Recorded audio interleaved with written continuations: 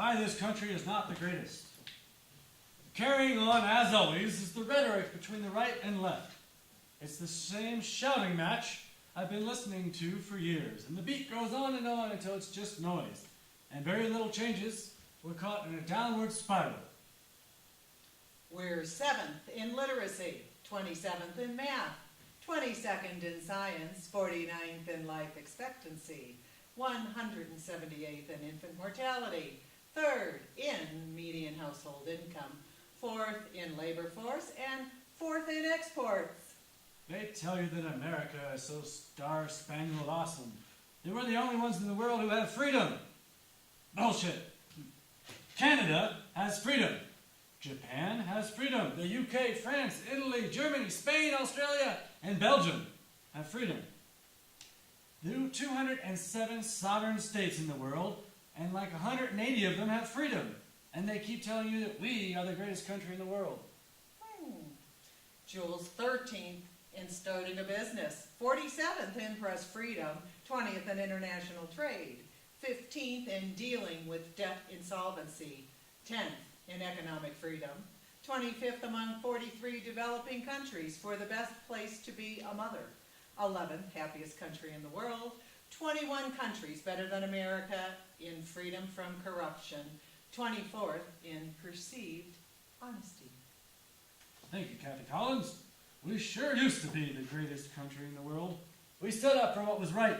We fought wars for moral reasons, and we passed and struck down laws for moral reasons. We waged wars on poverty, not on poor people. We sacrificed. We cared about our neighbors. We put our money where our mouths were, and we never beat our chest. We built great big things and made ungodly technological advances, explored the universe, cured diseases, and cultivated the world's greatest artists and the world's greatest economy.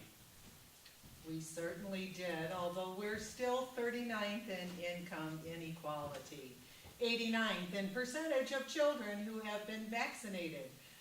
The U.S. GDP growth rate is ranked 169th out of 216 countries. We ranked 192nd in debt relative to GDP.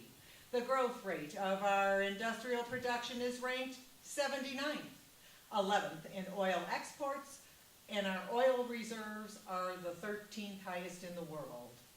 It's ranked 192nd, dead last, in the net trade of goods and services. Our reserve of foreign exchange in gold is ranked 19th, 28th best soccer team. We reached for the stars, and we acted like adults. We aspired to intelligence. We didn't belittle it. It didn't make us feel inferior. We didn't identify ourselves by who we voted for in the last election, and we didn't scare so easily. And we were able to be all these things and do all these things because great men and women who were revered informed us. The first step in solving any problem is recognizing that there is one. America is not the greatest country in the world anymore. We lead the world in only 3 categories that we know of. The number of adults who believe angels are real.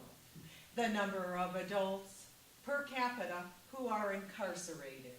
And defense spending, where we spend more than 26 countries combined, 25 of whom are allies. None of this is the fault of the youngsters today, but I do believe they may be the most screwed generation ever. So when you hear that we are still the greatest country in the world, I don't know what we're talking about. The Dallas Cowboys, the New York Yankees? What?